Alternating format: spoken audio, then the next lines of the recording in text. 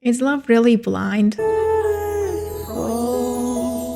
Hi, I'm Tara, and this is a video where we discuss just that. Like everyone else, I also watch Love is Blind. I didn't actually think I would make a video about this, although there are a lot of interesting characters on the show. They're real people, so I didn't want to judge them based on whatever might be their best or worst moments on the show. That being said, I had this article come to my inbox, and I was very compelled to respond.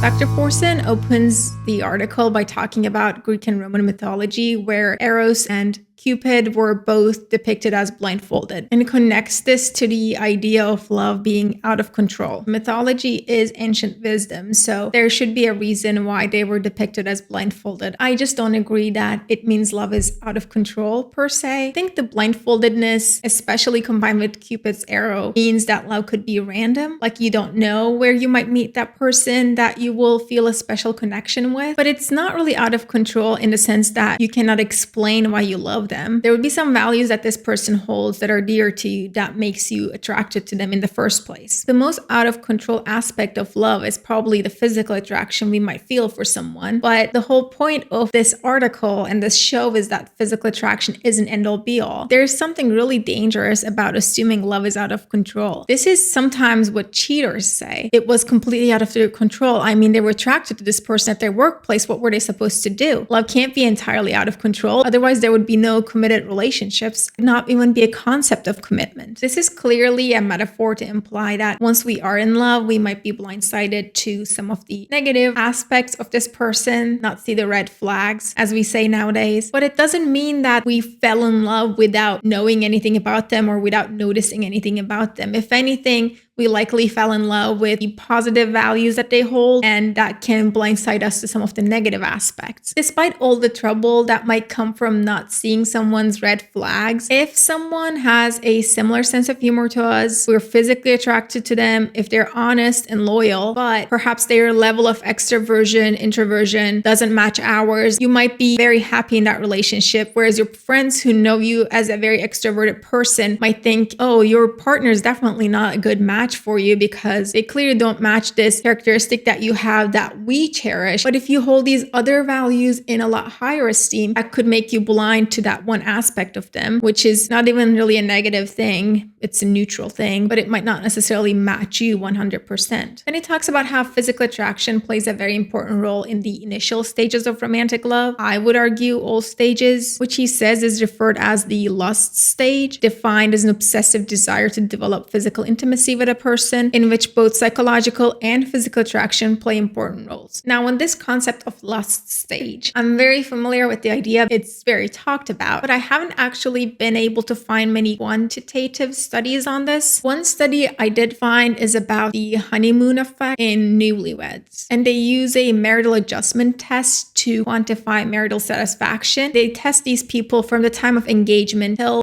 2.5 years after they've been married to see the trends. So by the time they analyzed these results, there were really 3 different groups. There were people who were highly satisfied with their relationship at the time of engagement, and they remained so after 2.5 years. This was the majority. There were people who were not satisfied at the time of engagement. Predictably, they pretty much remained not very satisfied. And there were also couples who were highly satisfied when they did get engaged, but their satisfaction actually has rapidly declined. Classic honeymoon effect. And they try to identify some features in their relationships or individual persons that might correlate with this decline. And they have found that these significant decreases in marriage satisfaction correlated with intimate partner violence, depressive symptoms, problem drinking, and lower education. Something that I found fascinating is that when we look at these people who experience the classic honeymoon effect with the sharp decline in their level of satisfaction, they actually find that the men in these couples did not have a significant difference in their level of satisfaction at the time of engagement when compared to the men in the groups that stayed happy. Whereas when they looked at the women in this classic honeymoon effect versus the couples who were steadily happy, happy, they found that these women, although they technically had high satisfaction at the time of engagement, their level of satisfaction was significantly lower than the couples who remained happy. And they tie this to John Gottman's idea of women being the emotional barometers in their relationships, and how their level of satisfaction is a predictor for the future level of satisfaction in the couple. It would be even more interesting to be able to tease out if this is an intuition on the women's part, picking up on things that they're not consciously aware of, or if their level of satisfaction being lower actually causes the couple to become less satisfied over time. In the end, if anything, this study tells me that the lack of satisfaction in the relationships or the ending of the honeymoon period doesn't just happen randomly. It's a result of our interaction with the environment, which includes the other person. So either we change or they change, or our situation changes and we're not able to adapt to it as a couple, which can all happen. But there is a level of autonomy, and it's not just something that happens to us, which putting it all on some honeymoon effect can imply.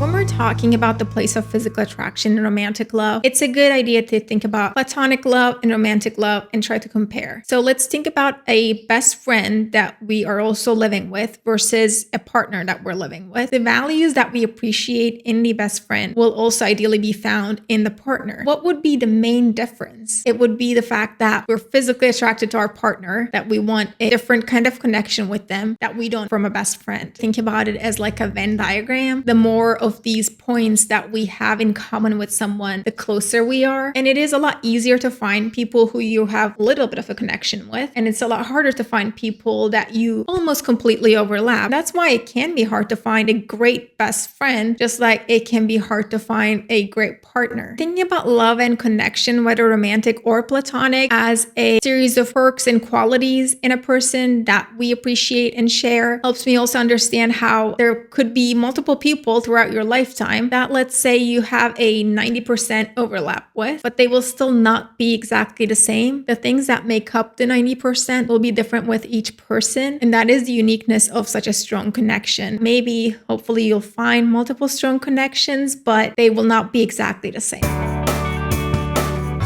How do people fall in love? Here he talks about how physical symmetry and indicators of good health have universally been attractive over time, but there have been other beauty standards that have changed throughout history. He also makes the point of individuals having their own type and things that they're attracted to. On this point, I think we each find value in beauty, but it's not necessarily the exact same beauty, which is great. People have preferences, but I don't think this means love is blind and we don't actually care what they look like. We just care about different things.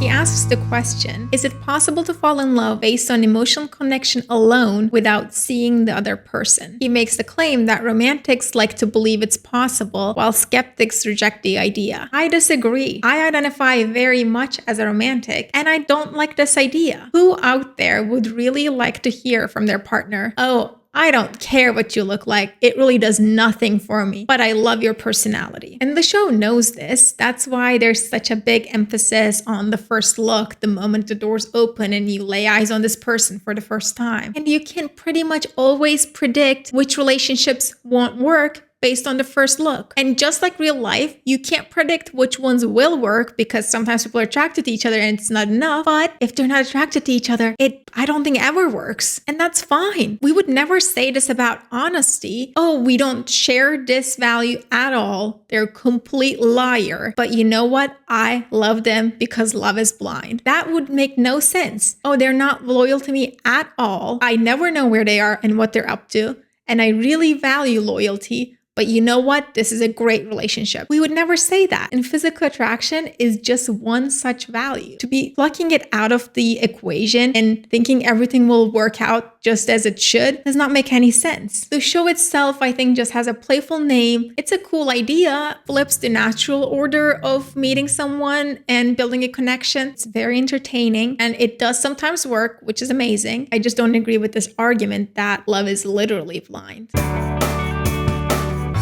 Courtship, while they're in the pods and they don't see each other. The proposal, they still haven't seen each other. The first look, which is the big one. The author makes the point that their expressions are usually telling, But then he says, nevertheless, some participants genuinely seem not to care about the looks and appear fully committed to the experiment's philosophy. I would argue those are the people who are attracted to each other. So they're like, fine with it, but the ones who are not attracted to each other, they can't hide it. I mean, you would think they would want to on TV in front of this other person that they built an emotional connection with, that they presumably don't want to break their heart, but they just can't hide it. Then comes the trip, which is when these people who are not attracted to each other can sometimes become mean, actually. I think it's the forced proximity, and it's just this difficult and sometimes hard to watch dynamic. Then there's cohabitation and the wedding.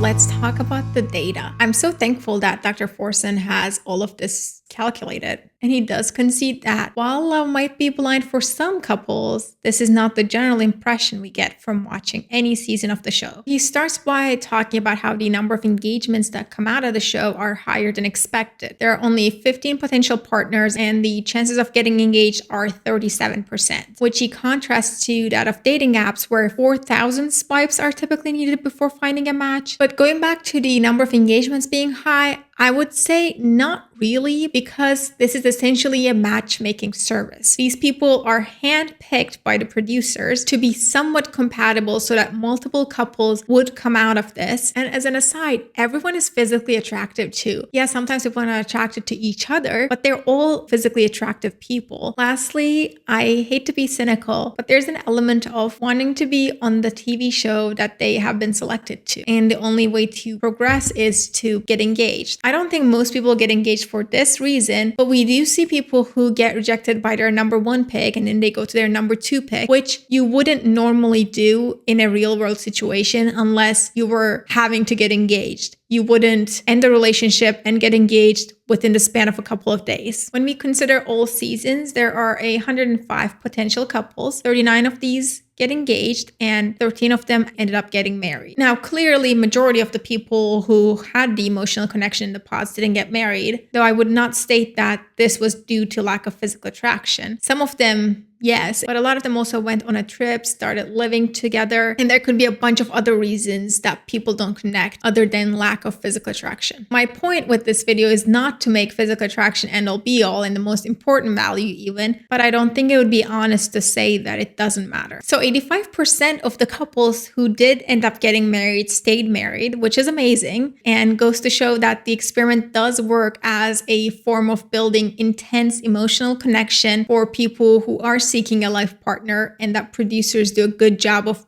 bringing people together who might be able to connect in this way. Dating apps are born from the idea that we can a lot more easily decide whether or not we're physically attracted to someone than we can decide if we're emotionally attracted to someone. Now, the difference between the show and a dating app with a similar concept is that the show has hand-selected 15 people out of thousands probably that would reasonably connect well with each other emotionally and physically, versus everyone in your area is on your dating app.